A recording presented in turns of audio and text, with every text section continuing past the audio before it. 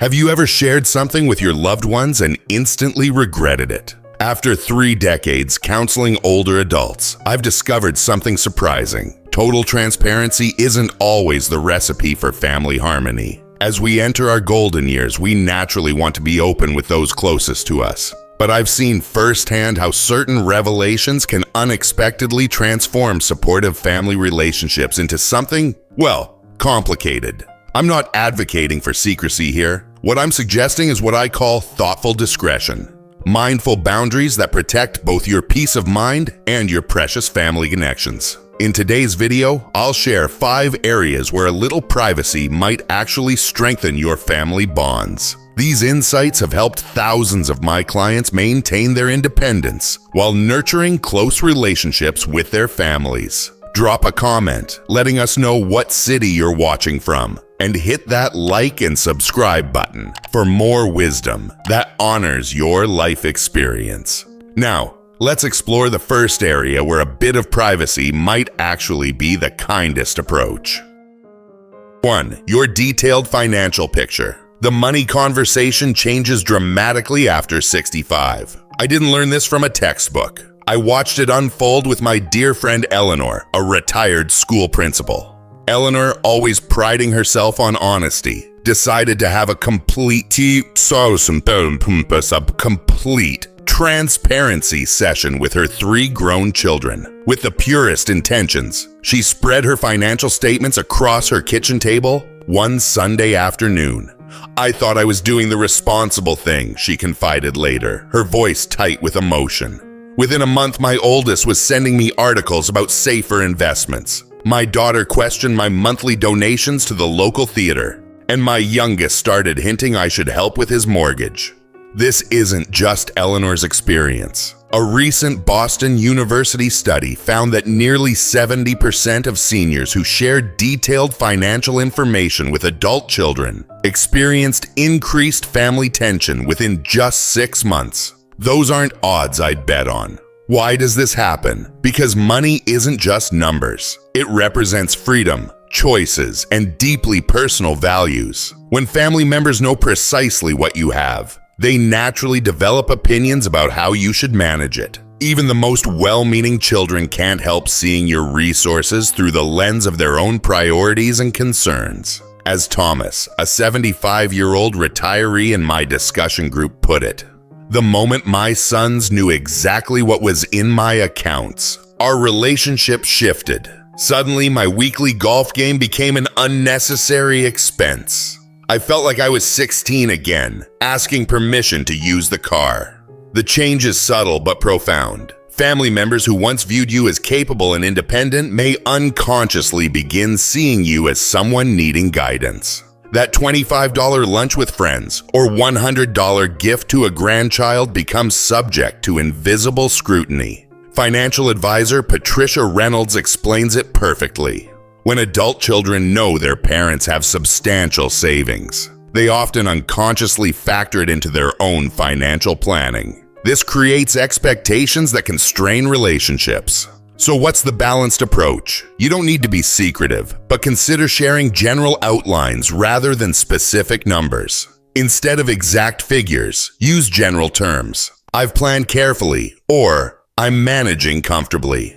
Discuss your financial values and priorities without revealing account balances. Share the names of your financial advisor, attorney, and where important documents are kept, not the details of those documents. When someone presses for specifics, try this gentle redirection that worked wonders for William, a 77-year-old in my community group. When his daughter kept asking about his investment strategy, he smiled and said, "I've been managing money since before calculators were invented. That's why I still have some. Now tell me about that vacation you're planning."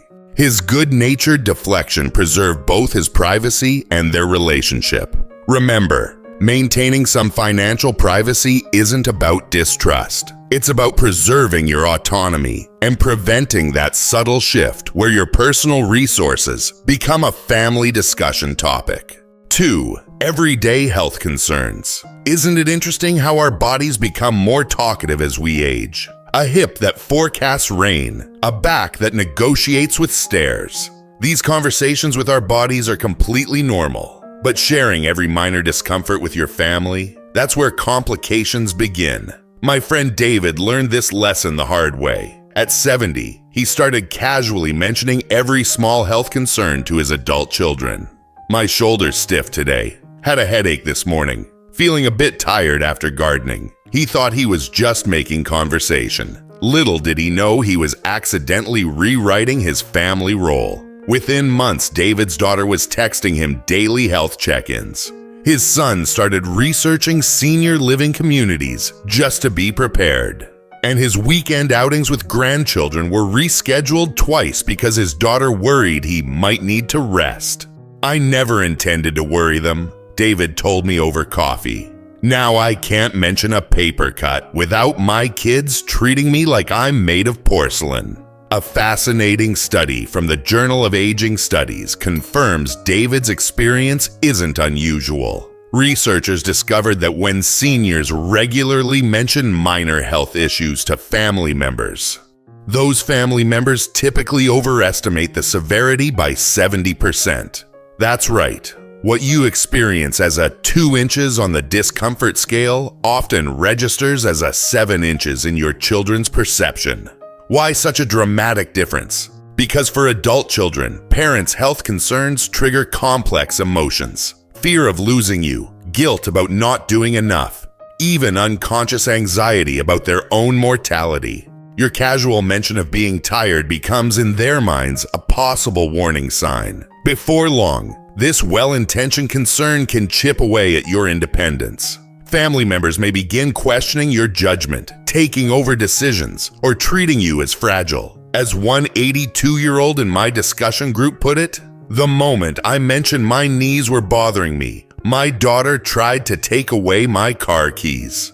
40 years of driving without an accident, and suddenly, I'm not trusted behind the wheel." So what's the balanced approach? I'm not suggesting hiding serious health issues. Rather, consider being selective about which minor concerns warrant mentioning. A good rule of thumb: if a symptom hasn't bothered you for more than a week, hasn't limited your activities, and isn't getting worse, it probably doesn't need to be shared. When family members ask the inevitable, "How are you feeling?" question, try this response that worked beautifully for Martha, a 76-year-old in my community.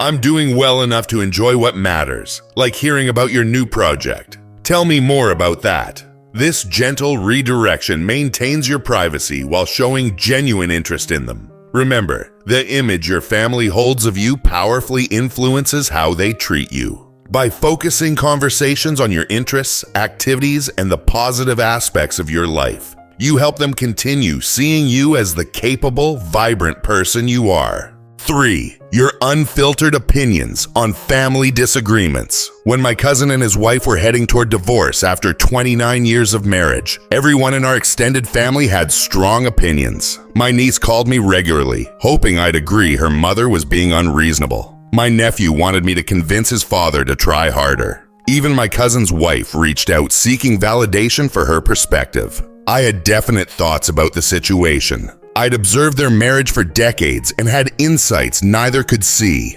But I remembered something my grandfather told me years ago. In family disputes, the person who speaks their mind often becomes the next target of frustration. Those words saved me from a world of trouble. Instead of sharing my honest opinions, I became a compassionate listener for all parties. 3 years later, when they eventually reconciled, my relationships with everyone remained intact, while several relatives who'd taken sides were still working to repair damaged connections. Family conflicts are as old as families themselves. Whether it's siblings disputing inheritance, adult children holding grudges, or extended family members who've stopped speaking, these situations pull us in. We want to help. We want to share our wisdom. We want sometimes to simply set the record straight. Yet research from family psychology experts shows that when seniors express strong opinions in family conflicts, nearly 2/3 experience strained relationships with at least one family member as a result, even after the original conflict is resolved. Why? Psychologists call it triangulation. the process where two conflicting parties pull in a third person. Once you share your true thoughts, you're no longer neutral, but another player in the drama. And unlike a professional mediator, you come with decades of complex family history and relationships. The statements we make during family conflicts have remarkable staying power, explains Dr. Jennifer Miller, family therapist. People rarely forget who took sides, even years after they've forgotten what the argument was about. This is particularly dangerous territory when sharing opinions about in-laws, parenting styles, or major life choices. What feels like helpful advice to you might feel like criticism to them, especially when emotions are already running high. Consider Margaret, an 81-year-old grandmother who told her son exactly what she thought about his parenting approach. "I was just being honest," Margaret explained to me. "But 2 years later, my son still limits my time with the grandchildren." So what's the wiser approach? You don't have to pretend conflicts don't exist or feign neutrality when asked directly. Instead, try this response that has preserved countless relationships in my own family. "I care about both of you too much to get in the middle. What I know for sure is that you're both doing your best with a difficult situation." This approach accomplishes something remarkable. It honors both parties without taking sides. It expresses faith in their abilities to work things out, and it preserves your relationships for the long term. Are there exceptions? Absolutely. When safety is at risk, particularly for children or vulnerable adults, or when legal or ethical boundaries are being crossed, speaking up becomes necessary. But for the everyday conflicts that all families experience, thoughtful neutrality often proves the wisest path. As my friend Francis, a retired therapist with 7 grandchildren, puts it, "At our age, we've learned that most family conflicts resolve themselves given enough time. Our job isn't to referee, but to be the steady presence everyone can return to when the storm passes." 4. Personal regrets about life choices. We all have them. Those quiet moments when we reflect on roads not taken, opportunities missed, or times we wish we'd chosen differently. Regrets are part of being human, a natural result of living long enough to gain wisdom and perspective. But sharing those regrets with your adult children can have consequences you might not anticipate. I remember sitting with my father on his 80th birthday when he unexpectedly said, "If I could do it all over again, I would have taken more risks in my career instead of playing it safe for the family." He meant it as a simple reflection on his journey.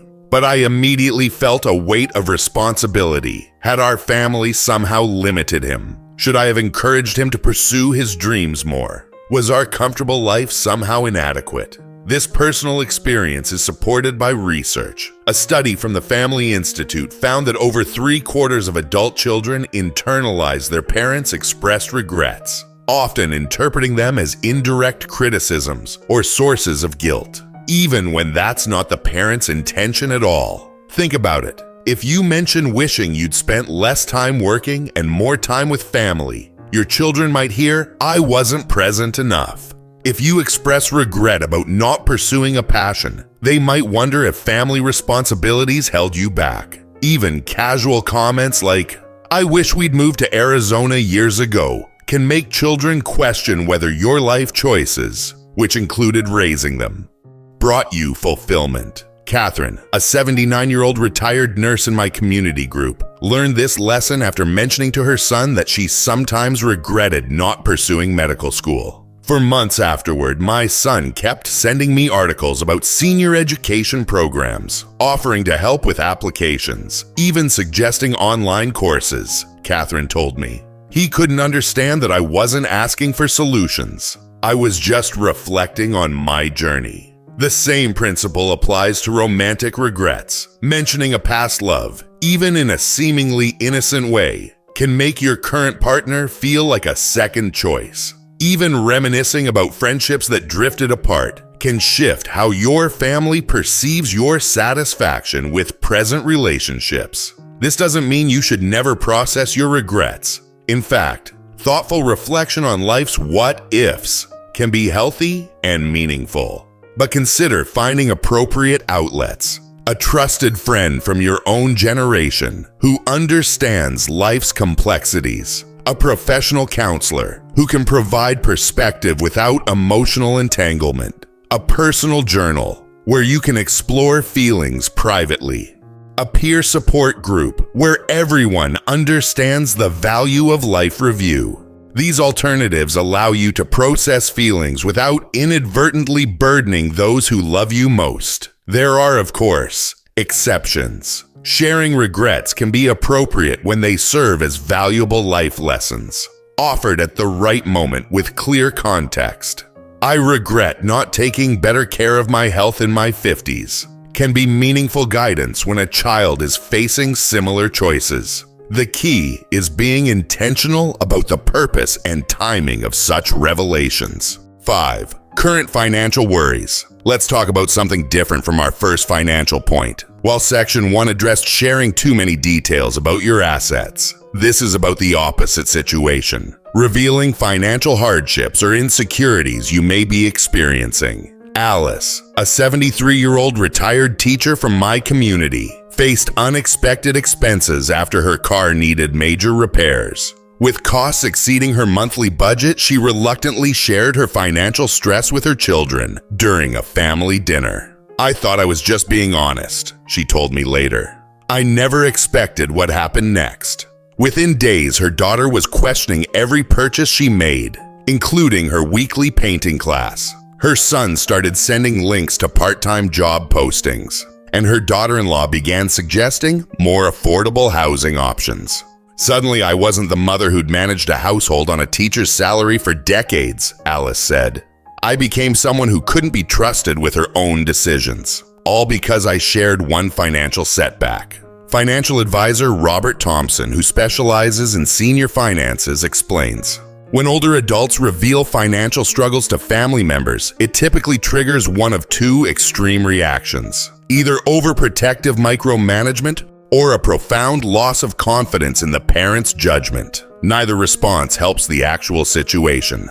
A recent study found that nearly 3/4 of seniors who disclose financial difficulties to adult children reported feeling their independence was undermined within 3 months. Children with the best intentions often rush to fix the problem, bypassing their parents' wisdom and experience in the process. This doesn't mean you should struggle alone if you genuinely need help. But there are ways to address financial challenges that preserve your dignity and decision-making authority. Consider consulting a financial advisor who specializes in seniors' needs. Many offer sliding scale fees and can identify resources you might not know exist. The National Council on Aging offers free benefits checkups to identify programs you may qualify for. If you do need family support, frame the conversation around specific, limited assistance, rather than opening your entire financial situation to scrutiny. For instance, I could use help finding a reliable plumber for some home repairs. Maintains more autonomy than I'm worried about making ends meet. When well-meaning children start offering financial advice, try this gentle but firm response that worked for James, an 80-year-old widower in my discussion group. I appreciate your concern, but I've managed my finances through much tougher times than this. What would really help is specific action rather than advice. Certain situations do warrant transparency. If you're unable to afford necessary medications, facing potential housing issues, or dealing with predatory lenders. In these cases, selective sharing with the most supportive family member might be necessary. Remember, financial challenges at any age don't reflect on your worth or wisdom. Many seniors today face unprecedented economic pressures that previous generations didn't encounter. The goal isn't to hide difficulties completely, but to address them in ways that preserve your dignity and decision-making authority. These 5 areas of privacy aren't about keeping secrets. They're about protecting your peace and relationships in this important chapter of life. By being selective about sharing financial details, minor health concerns, opinions on family conflicts, personal regrets, and financial worries, you maintain both your independence and family harmony. You've earned the right to decide what you share. The most fulfilling relationships balance openness with thoughtful boundaries. Which of these 5 resonated most with you? Your experiences might help others find their own balance. Don't forget to like, subscribe, and share your wisdom in the comments below. Here's to your peaceful, fulfilling family relationships.